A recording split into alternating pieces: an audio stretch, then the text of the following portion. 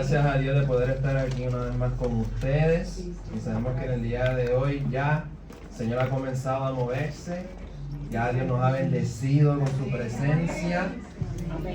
Y en este momento era de hablar a cada uno de nuestros corazones. Y yo les invito a que de manera especial me acompañen al libro de Hebreos, capítulo 13, el último capítulo. Le decimos libro porque tiene muchos capítulos, pero en realidad es una carta. Así que esta carta, tipo ensayo, algunos dicen que es hasta como un sermón escrito. Vayamos al libro de Hebreos, capítulo 13, y vamos a dar lectura a los versículos del 20 al 21. Vamos al libro, o la epístola, o la carta a los Hebreos, capítulo 13, versículos del 20 al 21. Y el día de hoy el mensaje de esta mañana se titula La obra de Dios en nosotros. La obra de Dios en nosotros, basado en lo que dice las Escrituras en Hebreos capítulo 13, versículos del 20 al 21. Pero se encuentra antes de la epístola a Santiago. Cuando lo tenga, les voy a invitar a que me acompañe todo aquel que pueda y que así desee ponerse en pie para dar lectura a la palabra del Señor, y luego hacemos una breve oración.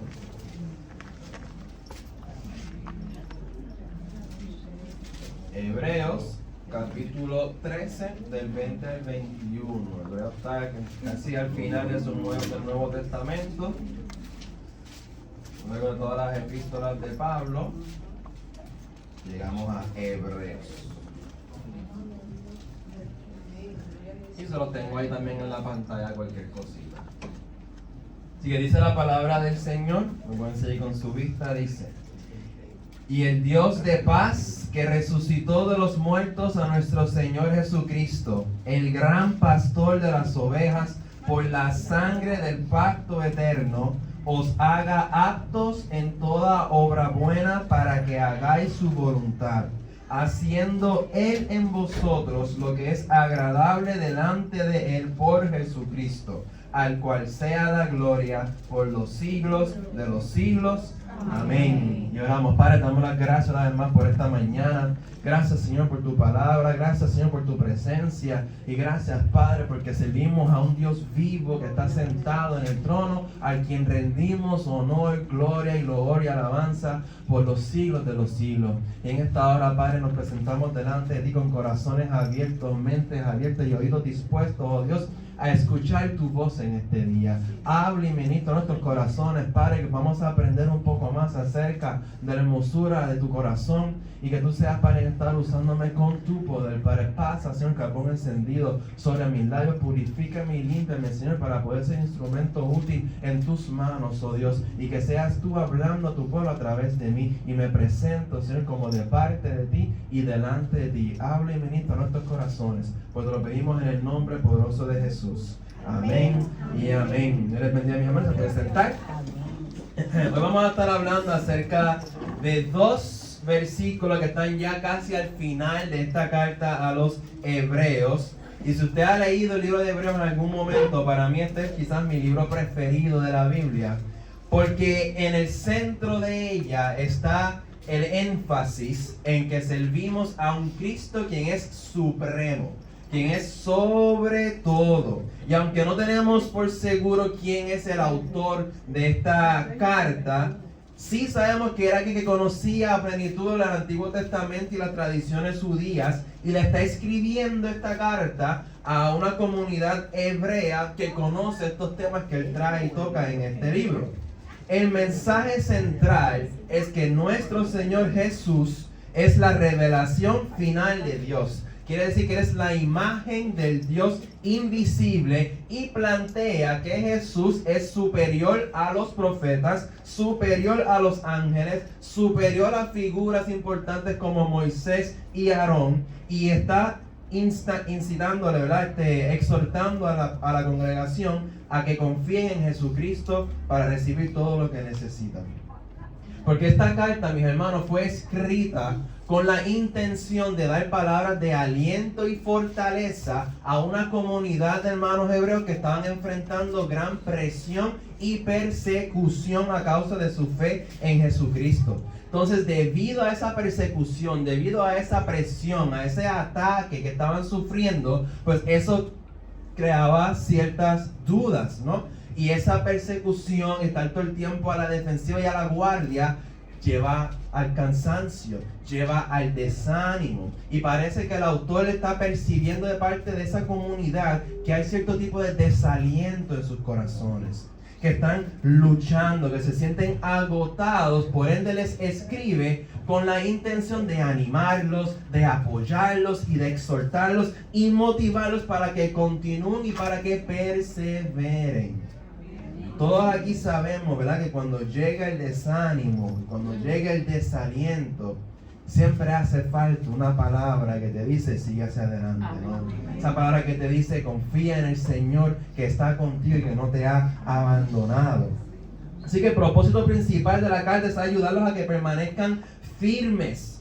Porque si leemos en el capítulo 5 de Hebreos, han habido hermanos que lamentablemente habían caído, que habían tropezado, que se habían desviado de la verdad del Evangelio de Cristo. Y había muchos otros más que todavía estaban inmaduros espiritualmente. Quiere decir que sí creían en Jesús, pero también dependían de sus obras. Sí, Jesús salva, pero yo tengo que guardar el sábado. Sí, Jesús salva, pero no puedo comer este tipo de alimentos. Sí, Jesús salva, tengo que vestirme de tal manera, tengo que hacer tales ritos o cultos, ¿no? Y entonces vemos que hay una preocupación de parte del autor. Y es que él no quería que esta comunidad volviera atrás a depender de tradiciones en vez de depender plenamente en la libertad que da Jesucristo. Donde nosotros ahora vivimos bajo su gracia, misericordia, amor y libertad, no por obras que tú y yo podemos hacer. Y a pesar de que habían algunos que habían tropezado y caído, que se habían apartado, había un remanente fiel. Sí, había todavía una comunidad que a pesar de las adversidades se habían mantenido perseverando, pero aún en medio de ellos que estaban perseverando, la pregunta que estaba en sus mentes y sus corazones era: ¿puedo yo permanecer fiel? ¿Puedo yo mantenerme firme y cumplir con la voluntad de Dios en medio de esta sociedad que me está persiguiendo? Y eso es algo que también a veces se nos cuela a nosotros en nuestros corazones. Viendo la necesidad que hay en esta isla, en este mundo, viendo la crisis que hay, la violencia que hay, a veces uno se pregunta: ¿puedo yo permanecer fiel? ¿Puedo yo no caer? ¿Puedo yo no caer en el desespero? ¿Puedo yo no caer en dejar de depender en el Señor y comenzar a depender en mis esfuerzos, en mis conocimientos, quizás en mi esfuerzo, en mi trabajo? Y eso es algo que como iglesia tenemos siempre que estar presente, de no caer, no fomentar ese pensamiento en nuestras mentes. Así que luego de una serie de exhortaciones, les insta a que se aferren a Jesucristo y a que no retrocedan. Y me encanta porque después de darles instrucciones y darles enseñanza, el autor decide cerrar su carta con una oración para ellos, darles una bendición. Y afirma con estas palabras que la clave para esa comunidad, la clave para ellos poder vencer, se encuentra en el Dios que sirve. Se encuentra en quién es Dios, en qué Él ha hecho y en qué Él sigue haciendo por su iglesia. Porque, mis hermanos, nuestra vida depende totalmente de nuestro Señor Jesucristo.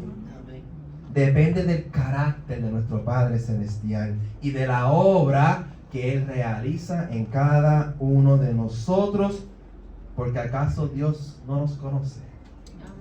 No conoce Dios nuestras preocupaciones. No conoce nuestras dudas, nuestro desánimo, nuestro desaliento. Y en esos tiempos y momentos difíciles, Él es el que también nos recuerda quién Él es. Y Él es un Dios de paz y de amor. Él es un Dios de poder y de cuidado, y un Dios que cumplirá su propósito en nuestras vidas. Y así como la iglesia primitiva enfrentaba persecución e incertidumbre, hoy todavía la iglesia del Señor sigue luchando contra huestes celestiales y necesita permanecer anclada en Jesucristo. Porque hoy Dios nos lanza una pregunta. ¿Quién tú dices que es tu Dios? ¿Cómo tú describes a tu Señor? ¿Quién es Dios para ti?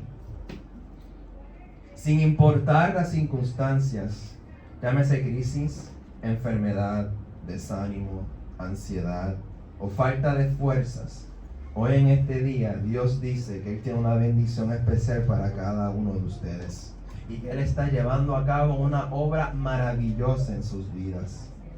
Y me encanta que en esta oración del versículo 20, esta bendición final que el autor imparte sobre sus hermanos, Él comienza diciendo: ¿y el Dios de qué?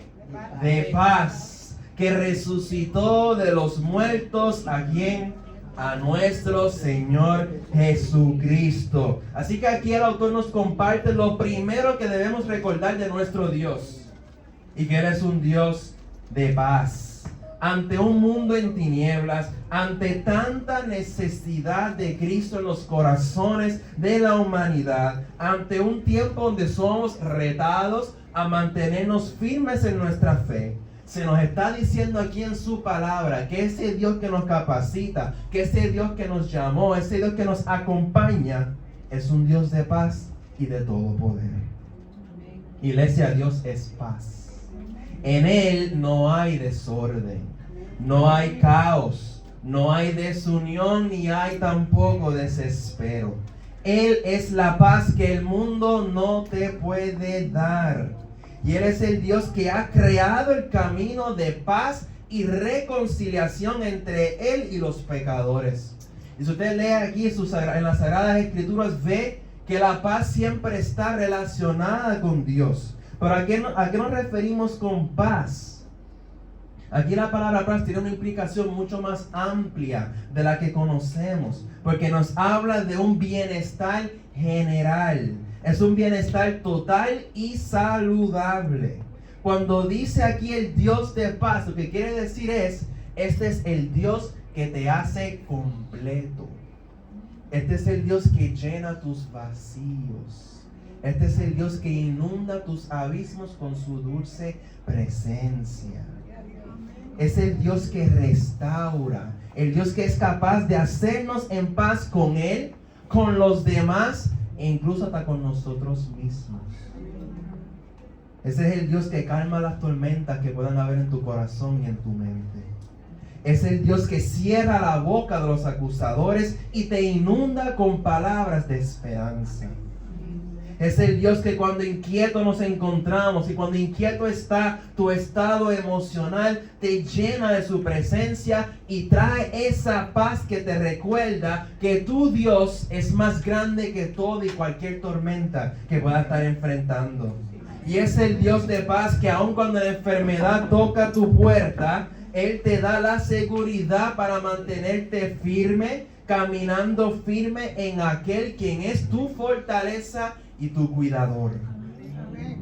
Y Él también es el Dios que cuando te encuentres rodeados de personas que necesitan paz, Él te da la palabra de paz que esas personas necesitan. Porque somos portadores de esperanza en medio de un mundo que está en desespero. También cuando habla del Dios de paz se refiere a que servimos a un Dios, miren qué interesante y qué hermoso. Es un Dios de paz, porque cuando nosotros, siendo nosotros enemigos de Dios, siendo nosotros pecadores, separados de su presencia a causa de nuestra maldad, iniquidad y pecado, ¿saben lo que Él decidió hacer? Él decidió entregar a su Hijo unigénito Jesús. Y como dice Isaías 53, puso sobre los hombros de Jesús el castigo de nuestra paz, pagando Cristo Jesús con su vida nuestra libertad, con el fin de reconciliarnos con Dios, con el fin de darnos paz con Dios. Fue el Dios que pudiendo habernos dejado a nosotros para que nos perdiéramos, Él decidió tomar forma de siervo, morar entre nosotros, tomar el castigo de nuestra paz para hacernos libres y darnos el camino de paz eterna con nuestro Señor Jesucristo. Como dice 2 Corintios 5, versículo 21. Se lo tengo aquí. Bueno, se fue. Versículo 2 Corintios 5, versículo 21, donde dice: al que no conoció pecado, por nosotros lo hizo pecado, para que nosotros fuésemos hechos justicia de Dios en él. Y ahora, gracias al Padre, Hijo, Espíritu Santo, nosotros que en un tiempo estábamos muertos y separados, ahora hemos recibido vida eterna y hemos sido acercados a ese trono de la gracia de Dios, y puede haber paz en nuestras almas. Y yo sé que a veces nos enfrentamos a situaciones que nos atribulan. Y yo sé que a veces nos enfrentamos a circunstancias que nos llenan de preocupación. Noticias que nos sacuden. Momentos donde lloramos, donde nos cargamos. Pero en esa podemos descansar en lo que dice en estas palabras: que nuestro Dios es un Dios de paz. Amén. Y que es un Dios que te afirma que Él siempre tiene el control. Lo que nos sostiene a nosotros en medio de un mundo que está en tinieblas, en crisis, desorden y caos, es la seguridad firme de que quien cuida nuestras vidas es un Dios de paz. Y como dice en Filipenses 4:7, y la paz de Dios, que sobrepasa todo entendimiento, guardará vuestros corazones y vuestros pensamientos en Cristo Jesús. Quiere decir, toda preocupación, todo temor, toda inseguridad, mi hermano, suéltala en las manos de Cristo el Señor, porque Él es tu paz. Pásate. Ahí estamos. Ya. No se ve. Pasa, apaga el televisor. Oh, de que yo quiero que ustedes tengan los versículos conmigo. Ahí estamos, muy bien. Que ustedes me sigan también. Así que ven que dice: como la paz de Dios guarda vuestros corazones y pensamientos.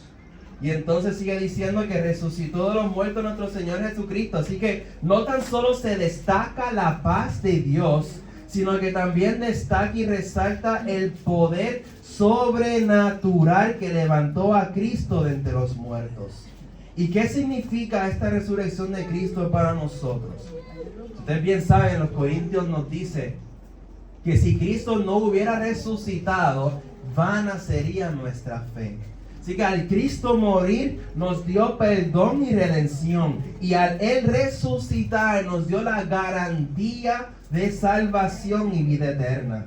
También representa justificación y libertad, porque al resucitar Jesús nos garantiza que somos justificados. Quiere decir que Dios nos ha hecho libres de toda condenación. Y muestra victoria sobre la muerte, lo cual nos dice a nosotros que para nosotros que creemos en Jesucristo, la muerte no es el destino final.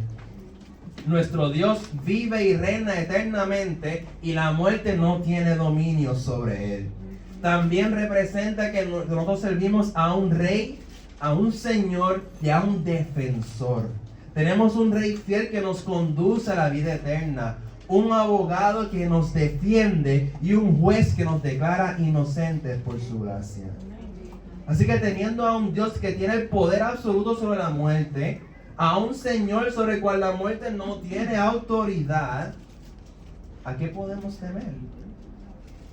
¿A qué podemos tenerle miedo si nuestro Dios es sobre todo, inigualable en poder y en autoridad? No hay enfermedad, no hay cansancio, no hay frustración ni crisis que nuestro Dios de paz y poder no pueda superar. Por eso debemos depender totalmente de nuestro Señor y confiar plenamente en aquel que está sentado en el trono, de quien procede nuestro socorro y salvación. Iglesia, tu Dios tiene el poder de levantar a los muertos. Tiene el poder de sacar de la tumba aquello que está sepultado. Tiene el poder de dar vida a los huesos secos y de restaurar las ruinas. Entonces te pregunto, ¿qué has dado tú por muerto? ¿De qué ya tú no tienes esperanza? ¿Has perdido la esperanza de ver a un ser querido entregarle su vida al Señor? ¿Has perdido la esperanza de ver a un familiar levantarse de su cama de enfermedad? De ver la provisión de Dios por algún lado en tu crisis, tu circunstancia. Recordemos, iglesia, nuestra esperanza es una esperanza viva. Y nuestro Señor puede sanar. Él puede restaurar. Él puede levantar y Él puede salvar. Y sobre todas las cosas, Él siempre tiene un plan.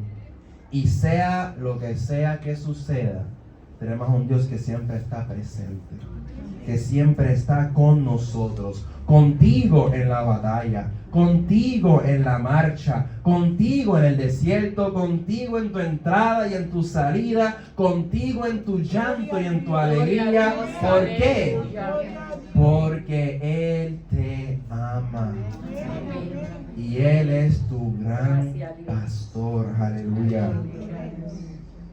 Porque nos dice el versículo 20 de Jesucristo que Él es el gran pastor de las ovejas por la sangre del pacto eterno. Miren qué interesante.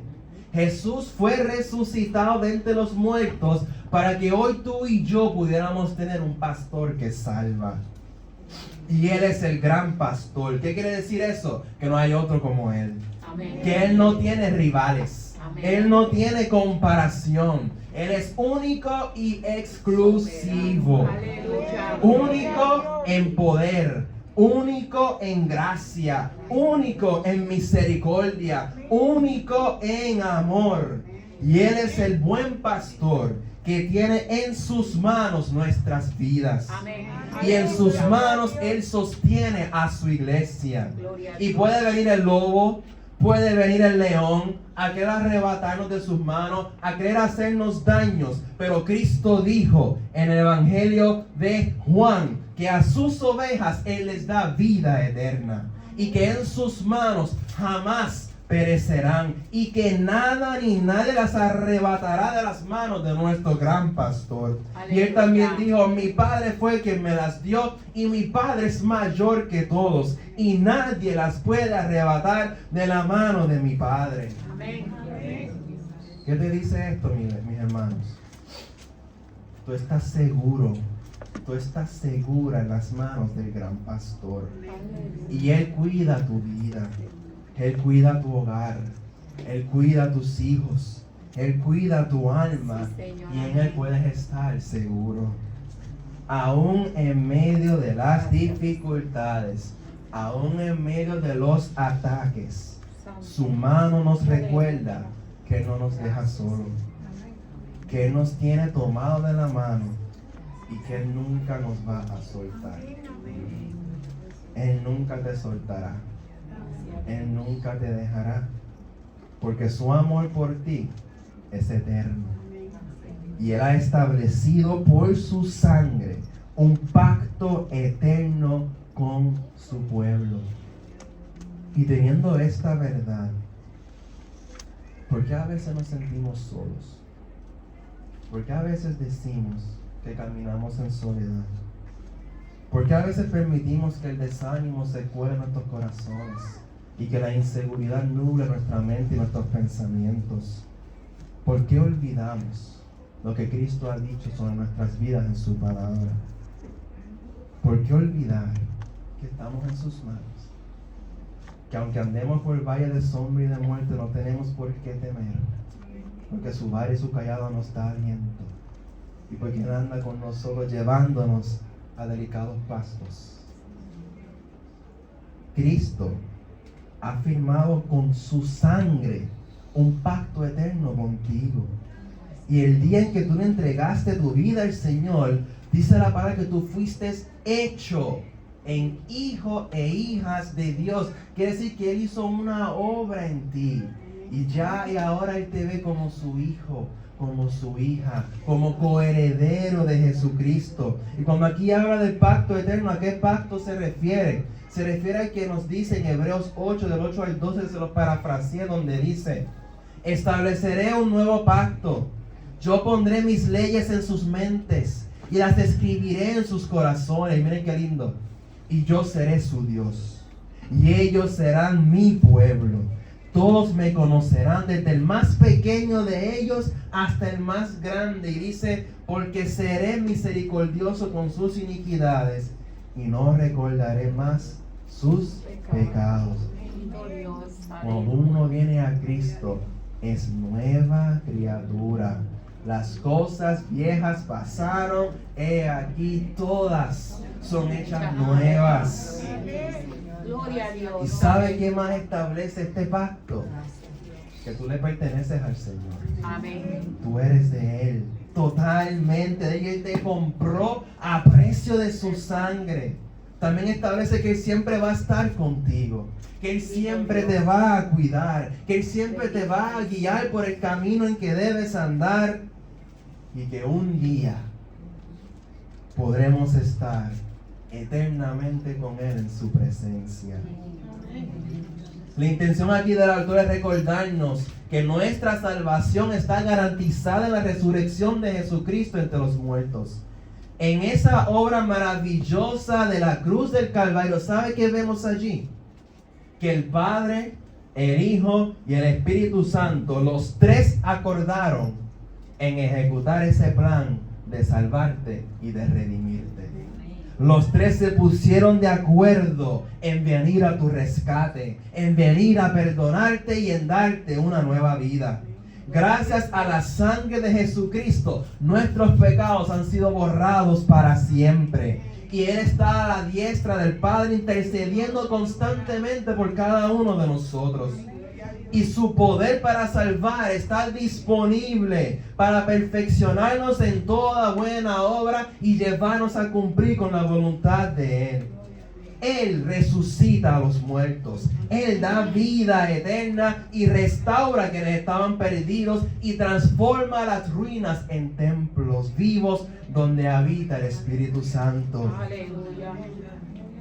Eso quiere decir, iglesia, que nada es imposible para nuestro Dios. Amén. Aquel que por amor y gracia nos ha hecho nuevas criaturas en Jesucristo. Y te pregunto, ¿habrá algo imposible para tu Dios? ¿Habrá algo que Él no pueda hacer? ¿Milagro que Él no pueda hacer? ¿Obra que Él no pueda completar? No hay nada que Él no pueda hacer. Y como tú y yo servimos a un Dios de poder, ¿sabes qué significa eso para mí? Que yo tengo quien pelea mis batallas. Que yo tengo una torre fuerte. Yo tengo una roca inconmovible. Un Dios que me fortalece en mis debilidades. Un Dios cuyo poder, dice las Escrituras, que se perfecciona en mis debilidades. Y es su poder el que te sostiene cada día. Aleluya. Amén. Y es Él el que te capacita para que puedas cumplir con su voluntad. Él es el que obró para que hoy tú y yo pudiéramos tener un gran pastor.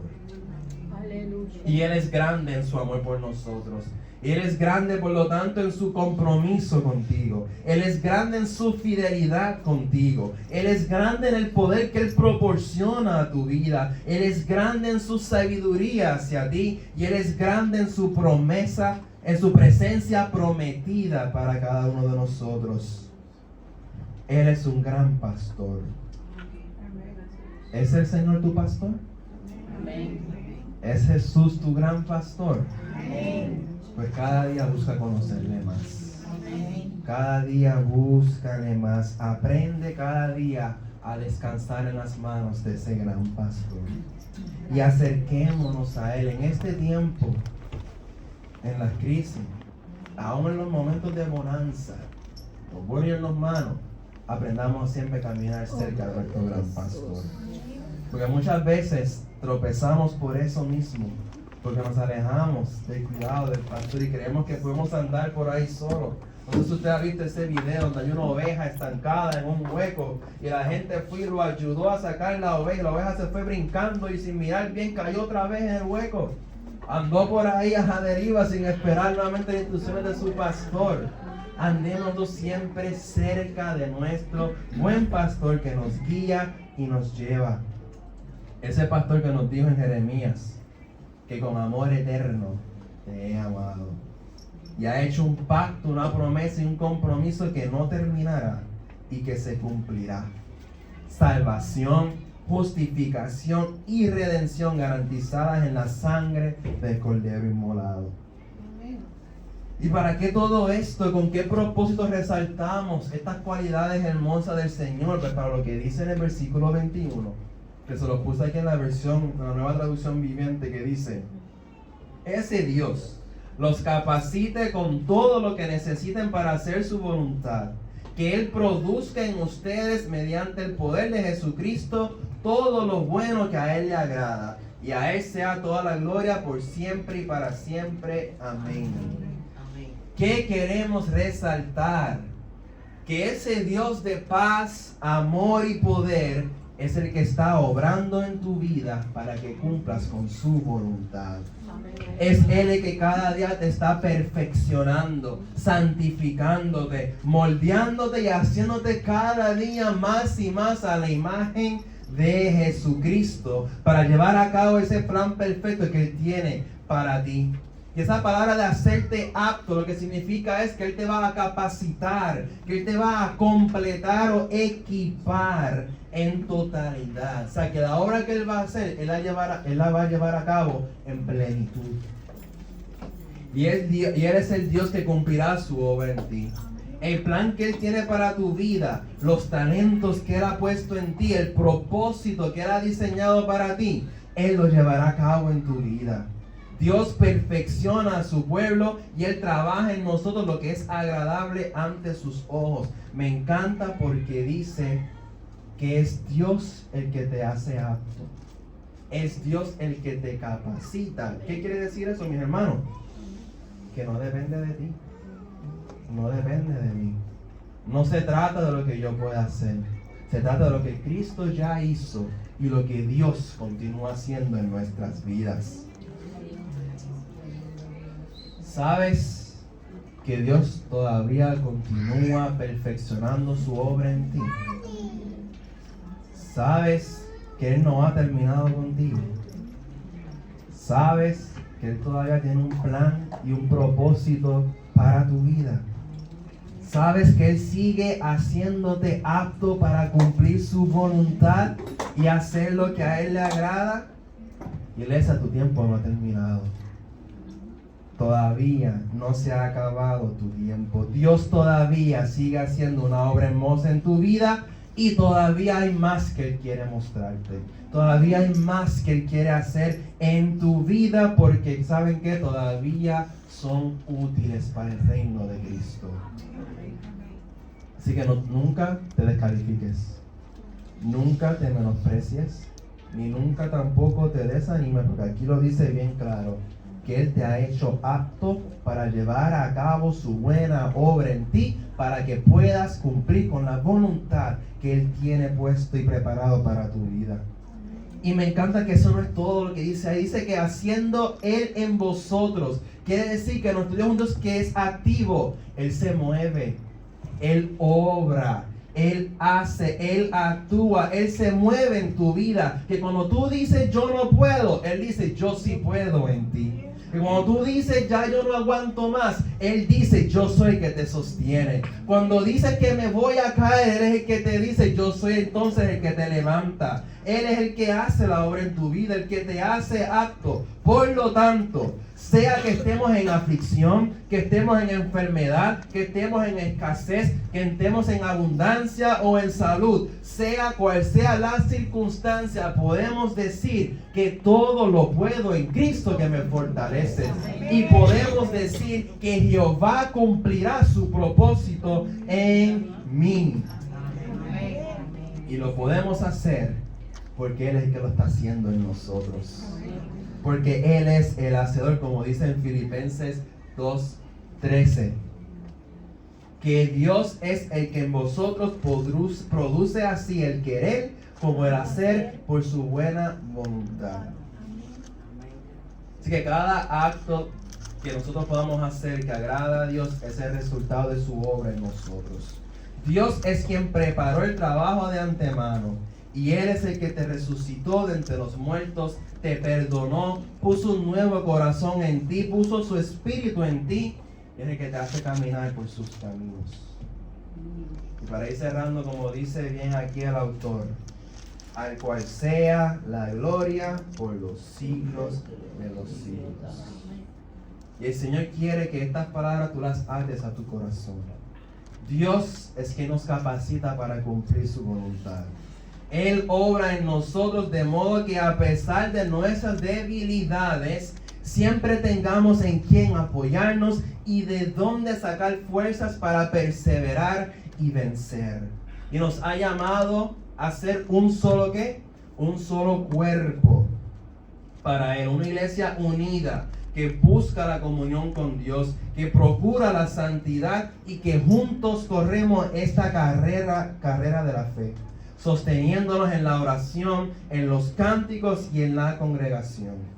Y todo esto lo hacemos para la gloria de nuestro Señor Jesucristo. En nuestra salvación, Cristo recibe la gloria. Mientras vamos creciendo y venciendo el pecado, la gloria sigue siendo del Señor. Y cuando finalmente seamos perfeccionados, Él recibirá la gloria para siempre. Porque Él es nuestro sumo sacerdote, nuestro gran pastor, quien es digno de alabanza y quien siempre cumple sus promesas. Bien sabemos que la vida de cristiano es un peregrinaje lleno de pruebas, de dificultades, de momentos de debilidad, pero nunca estamos solos. Y nosotros no caminamos en nuestras propias fuerzas. El mismo Dios que nos llamó y nos equipó, también es el que nos va a llevar seguros hasta la meta. Que nuestras vidas, que nuestra vida como iglesia y como individuales sean un testimonio constante de su gracia. Y que en cada paso que demos, en cada prueba que enfrentamos, su gracia sea suficiente para sostenernos. Pues como bien dice en Filipenses 1:6, que estamos persuadidos de esto, que el que comenzó en vosotros la buena obra, la perfeccionará hasta el día de Jesucristo. Y nosotros debemos ser un pueblo donde nos bendigamos los unos a los otros en el nombre de Dios y con fe en las promesas de Dios. Seamos padres y madres que bendigan a nuestros hijos e hijas. Seamos una iglesia llena de santos, invocando la bendición de Dios unos sobre otros mientras nos reunimos en el nombre y para gloria de Cristo. Y este versículo 20 y 21 se compara mucho con la bendición sacerdotal que está escrito en Números 6, del 24 al 26, donde dice, Jehová te bendiga y te guarde, abra espacio su rostro sobre ustedes. Y ya que el autor hizo esta oración por ese pueblo que estaba en esos momentos difíciles, recordándoles que servían a un Cristo vivo, porque bien poco tiempo después de ellos recibir esta carta, Jerusalén fue totalmente destruido y el templo destruido por el Imperio Romano. Así que entendieron que aunque se destruyó el templo, su Señor y Salvador jamás será destruido, sino que resucitó con poder y victoria y permanece para siempre. Igual nosotros, quien gobierna nuestras vidas, es aquel que está sentado en el trono. De Él y solo de Él dependemos. Yo creo que en este día hoy, como iglesia, nos reunamos y oremos y impartamos palabras de bendición los unos por los otros. Yo les voy a pedir, con su respeto, que se pongan en pie un momentito. Y usted va a mirar.